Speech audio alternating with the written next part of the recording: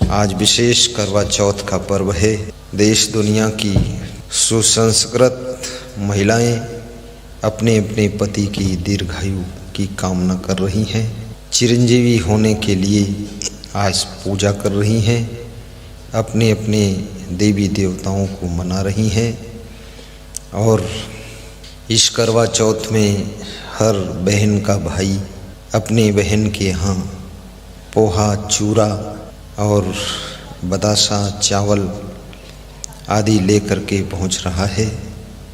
सभी बहनों का सम्मान हो रहा है। बहनें अपने अपने पतियों की उम्र बढ़ाने के लिए आज व्रत रह रही हैं, भूखी रह रही हैं। और ये पर्व बड़ा अच्छा पर्व है। कम से कम एक पर्व ऐसा है जो पति के सम्मान का पर्व है और पत्नी अपने पति की पूजा करती है, उनके नाम से व्रत रहती है, उनकी लंबी उम्र की कामना करती है। और शंकर भगवान, पार्वती जी की विशेषकर पूजा होती है। दीवाल में गणेश का भी चित्र बनाया जाता है और जहाँ गणपति रहते हैं वहाँ रिद्धि सिद्धि आती है। जहाँ लक्ष्मी जी हैं वहाँ लक्ष्मी की कमी ही नहीं रहती है। तो लक्ष्मी जी क्यों होगी? क्योंकि यह तो पार्वती का स्थान है, लेकिन पार्वती और लक्ष्मी जी देवरानी जेठानी हैं, तो भी कभी कभी तो मिलने आएंगी ही। और शिव जी, शिव माने अविनाशी होता है। अविनाशी, अजर अमर। तो शिव जी अजर अमर थे। उनकी पूजा इसलिए होती है कि हे शिव भगवान, आप तो अजर अमर हो, लेकिन मेरे पति को लंबी उम्र देना। अजर अमर तो नहीं आप करेंगे मेरे पति को, लेकिन लंबी आयु प्रदान करें। ऐसी प्रार्थना सभी माताएं बहनें कर रही हैं। ये करवा चौथ संपूर्ण भारत देश में, विदेश में और अपने अपने पति का सम्मान करने वाली महिलाओं के द्वारा मनाया जा रहा है। बहुत सी महिलाएं करवा चौथ पर्व को नहीं मानती हैं। बहुत से मत मजहब में इसकी मान्यता नहीं है, लेकिन आप मत मजहब के चक्कर में मत पड़िए। एक करवा ले लीजिए, चूरा पोहा ले लीजिए, आज व्रत रह लीजिए। अगर देर हो गई है तो अभी से रह लो और अपने पति की दीर्घायु की कामना करो। तुम्हारी जाति पाति मत मजहब चाहे जो भी हो, लेकिन ये पति की लंबी उम्र का पर्व है और आप इसको ज़रूर करें। और साथ में अपने पतियों को खुश भी रखें, उनको परेशान भी ना करें, तंग भी ना करें। और पति लोग भी अपनी पत्नियों को तंग ना करें, हिल मिल करके रहें। गृहस्थ आश्रम में तो ऐसे ही रहना पड़ता है। कोई प्रकार की चिंता ना करें, गुरुदेव की कृपा है और आप बहुत स्नेह से रहते हैं, ये मैं सुन कर के खुश हूँ। सभी भक्तगण, सत्संगी भाई बहन, यूट्यूब चैनल के श्रोता, आप सबके घरों में ये पर्व धूमधाम से मनाया जाना चाहिए। और शाम को कुछ पकवान भी बना लीजिए। जो भी आपके मामा आएंगे या आपके साले आएंगे उनको खिलाइए, आपका भाई आएगा उसको खिलाइए, पति को भी अच्छा भोजन कराइए, तुम भी अच्छा भोजन करिए। शाम को आपका व्रत टूटेगा, तब माल छको, खुश हो जाओ। साहिब बंदगी भी बोलिए, थोड़ा गुरु का ध्यान भी कीजिए। जिसकी कोई हद नहीं है, सीमा नहीं है, लिमिट नहीं है, अर्थात अनलिमिटेड, असीमित। कहत कहत जग विनशय। कहत कहत यानी कहते कहते, कहते कहते मतलब बार बार कहते। क्या कहते हैं? जो कहते हों।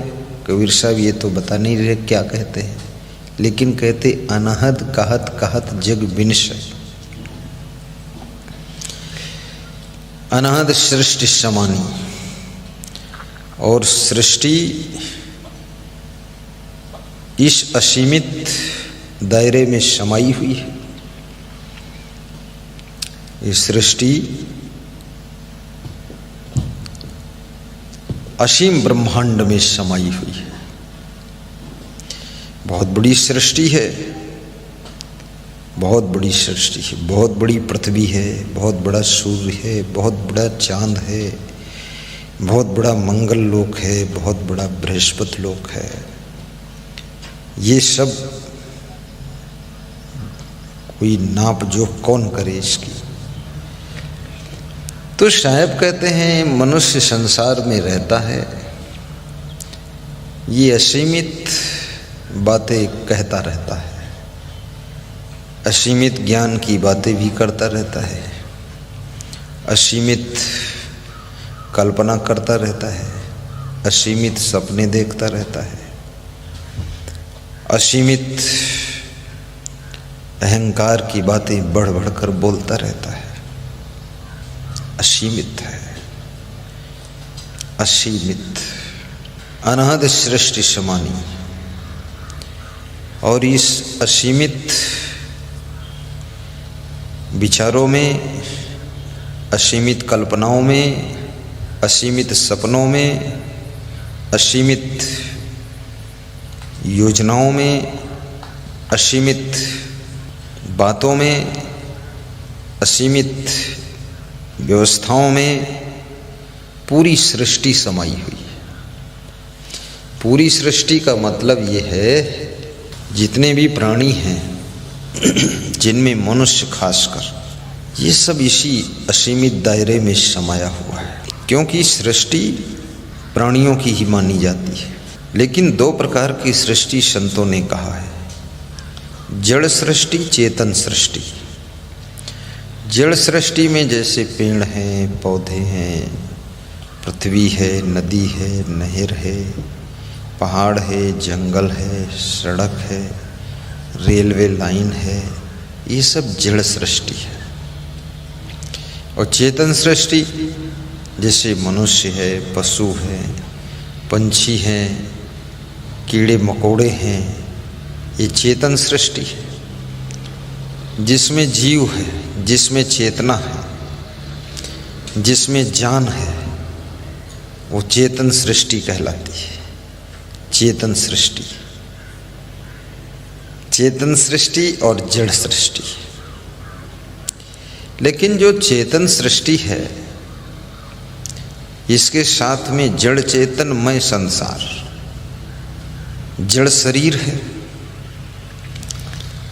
और जड़ शरीर के अंदर चेतना है। चेतना का अर्थ जीव है, जीवात्मा है। तो जड़ शरीर और चेतन आत्मा दोनों को मिल करके ये प्राणियों की सृष्टि है। प्राणियों की सृष्टि में अगर जड़ शरीर न हो तो सृष्टि बनेगी ही नहीं। केवल चेतन से सृष्टि नहीं,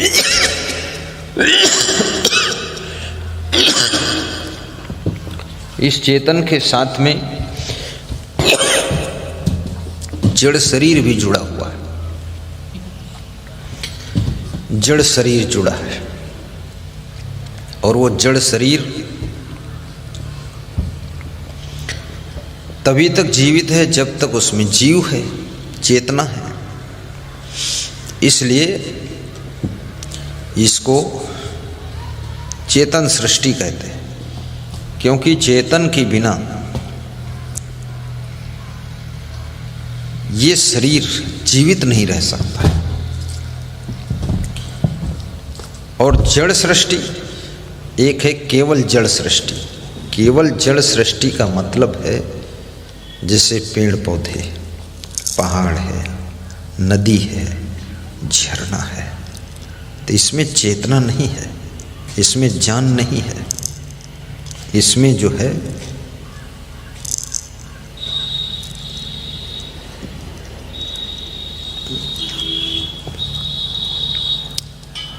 प्योर जड़ है, इसमें कुछ भी और नहीं है। इसलिए पहाड़ हैं वो केवल जड़ तत्वों से बनते हैं, उसमें चेतना नहीं होती है। तो यहाँ पर जो कबीर साहब कह रहे हैं ये मानव सृष्टि के लिए विशेष रूप से कह रहे हैं, क्योंकि पहाड़ नदी ये समझते भी नहीं। इनसे अगर कुछ कहें कबीर साहब, इनको कुछ समझाएं तो ये समझेंगे भी नहीं। और पशु पक्षी कीड़े मकोड़े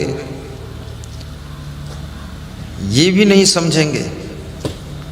अपने जीविकोपार्जन के लिए थोड़ा सा पशु समझ लेता है, जैसे कुत्ता है थोड़ा समझदार है, पर आप बहुत कुछ उसको समझाना चाहें तो नहीं समझेगा।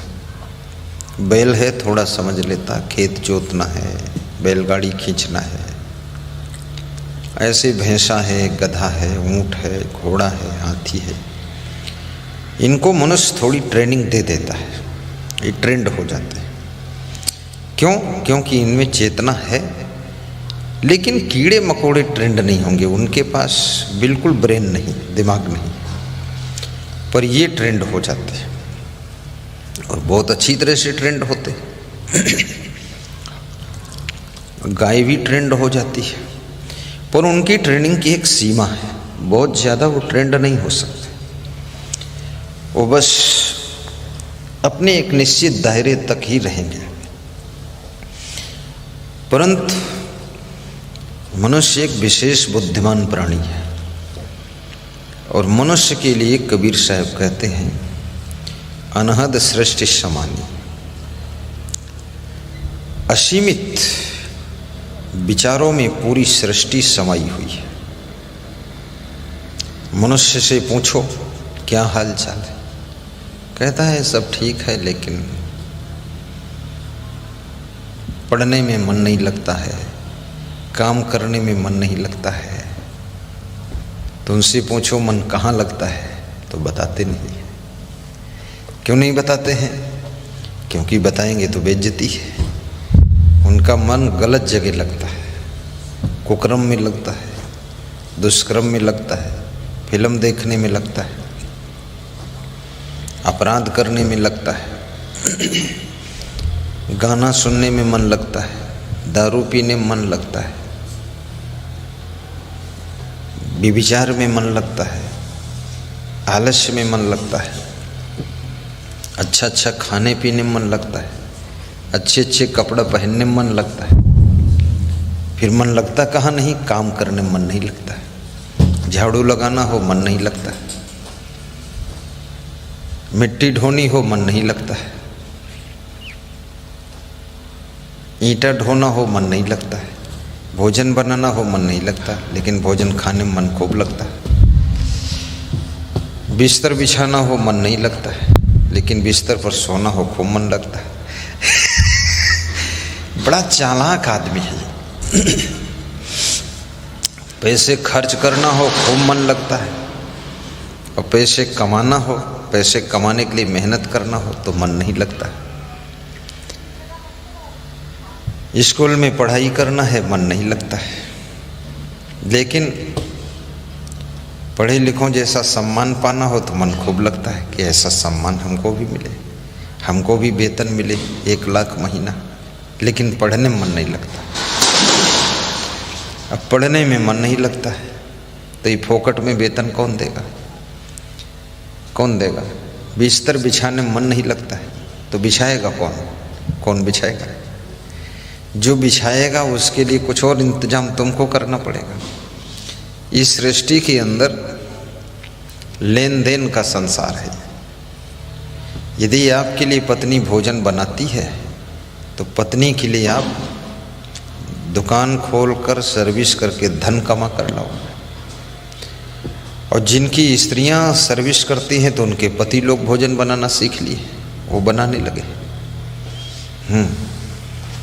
भोजन बनाते हैं। अब एक काम तो करना ही पड़ेगा आपको। आप पत्नी वाला काम करो, तुम भोजन बनाओ। और पति भोजन बना देगा तो उसमें कोई बुराई नहीं है। गुजरात के जितने पति हैं सबको पता है भोजन बनाया जाता, कैसे बनाया जाता, और पत्नियों से भी अच्छा स्वादिष्ट टेस्टी भोजन बना देते हैं। क्योंकि गुजरात की स्त्रियां भी बहुत एक्टिव हैं, महाराष्ट्र की स्त्रियां एक्टिव हैं, नेपाल की स्त्रियां एक्टिव हैं, बाकी प्रदेशों की मुझे पता नहीं।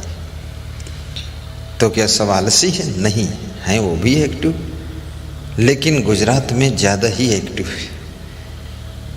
महिलाएं बहुत मैनेजमेंट करती है और महिलाएं चिंता भी फिक्र करती हैं, इसलिए गुजरात की महिलाएं टेंशन में ज़्यादा रहती हैं और वो भी बहुत बीमार होती है, क्योंकि उनका माइंड फ्री नहीं रहता है, बहुत जुटी रहती है और पूरा कारभार अपने ऊपर लेती है। उत्तर प्रदेश की महिलाएं हैं, अगर लंबी फैमिली है तो ये काम ही नहीं करेंगी, ये तो फिर आराम ज़्यादा करेंगी। बंटवारा हो जाएगा तो चारा मशीन खींचेंगी, फिर नांद में पानी भरेंगी, फिर भैंस के लिए चारा काटने जाएंगी, फिर तो ये सब कुछ काम कर लेंगी। लेकिन जब तक घर को तंग नहीं कर देंगी, बंटवारा नहीं करा देंगी, तब तक ये कुछ नहीं करेंगी। बड़ी होशियार है, खिलाड़ी है सब महिलाएं, निपटा दिया पूरा घर। जो उनके सास ससुर बहुत खुशी से शादी किए थे कि बहू आ रही है, उनको पता ही नहीं था बहू आ रही कि कुहू कुहू आ रही है। हो बहू हो, तो ऐसी बहू आई कि बहुत पीड़ा, सब खंड खंड हो गई फैमिली, तितर बितर हो गए, छितर बितर हो गए, बोलचाल बंद हो गई। दिन रात बराबर भाई लड़ाई, गोटई में गोटई लड़ गई। एक भाई के कंकाला मेहरारू आई गई, हम समझावा मूल ना मानिस, वही दिन से घर में विपदा बाधा छाई गई। हम मना किए फिर भी बंटवारा केनिस, घर की चीज़ें छा तीर बची, फिर छा से त्यारा तीर बटी, और बांटत बांटत हम चटनी हुई गए, हमका सब कायला कपटी, बस यही रिजल्ट आ गया। तो पूरी सृष्टि के अंदर अनहद सृष्टि समानी, असीमित विचारों में लोग डूबे हैं, सीमा नहीं है, न जाने क्या क्या सोचते रहते हैं लोग। नेगेटिव भी सोचते हैं, पॉजिटिव भी सोचते हैं, अट्रैक्टिव भी सोचते हैं, इफेक्टिव भी सोचते हैं, इम्प्रेसिव भी सोचते हैं, विचित्र विचित्र सोचते हैं, सोचते ही सोचते रहते हैं।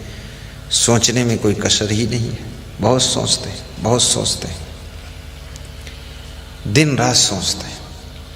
और अधिक सोचने से, सीमा से अधिक जब व्यक्ति सोचता है तो उसकी नींद भंग हो जाती है, और असीमित सोचने से टेंशन बढ़ती है। इसलिए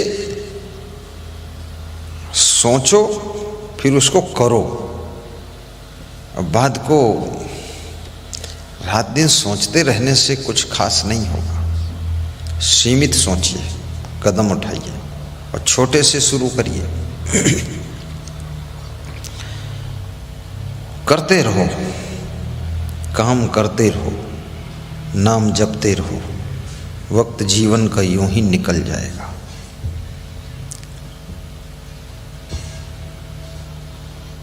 फालतू सोचते रहना, मन में फालतू कल्पना करते रहना, शेख चिल्ली बन जाना। एक शेख चिल्ली थे किसी गांव में, उनका शेख चिल्ली नाम था। शेख चिल्ली क्यों नाम पड़ा? वो बैठे कुछ सोच रहे थे।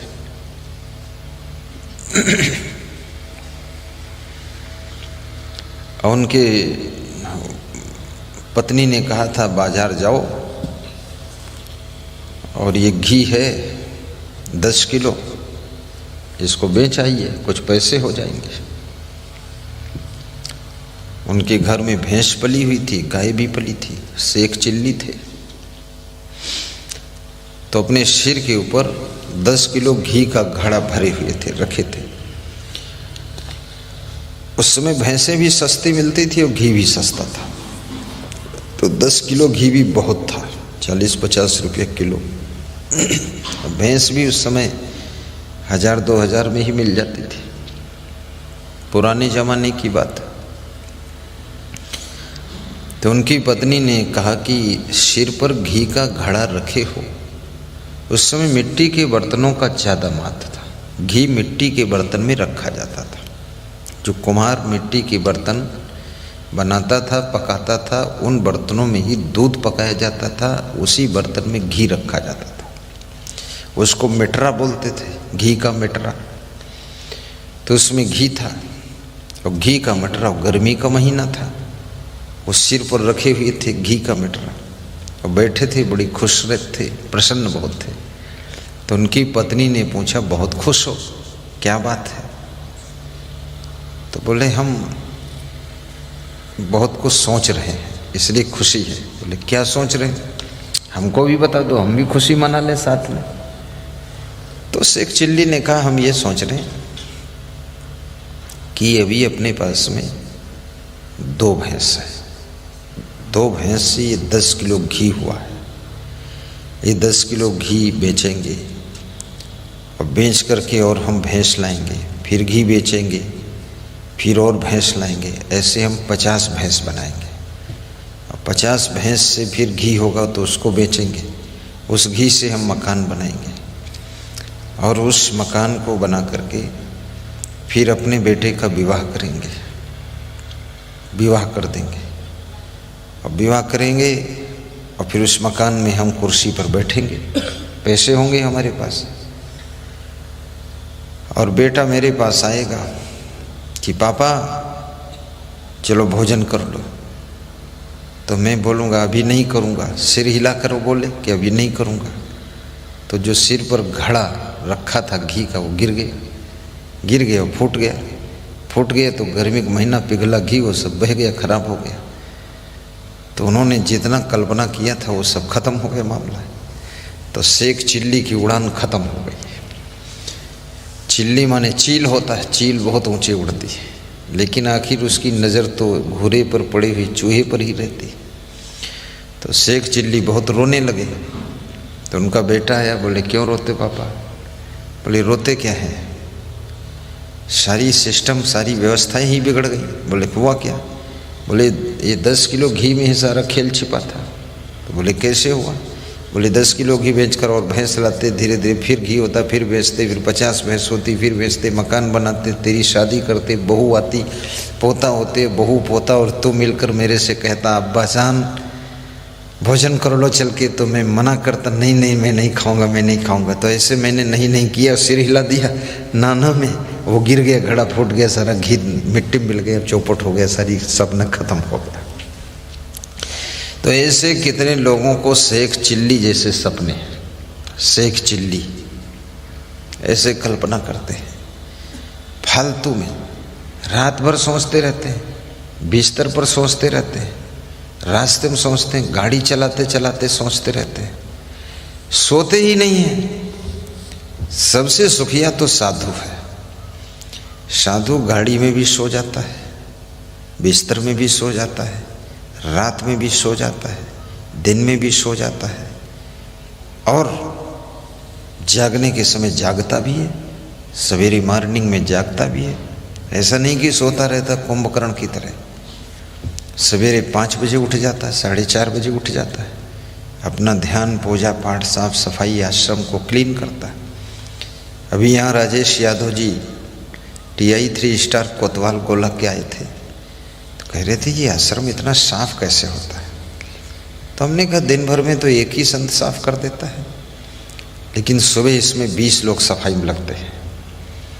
केवल 20 मिनट में इसकी सफाई होती पूरे आश्रम की, 20 मिनट मात्र।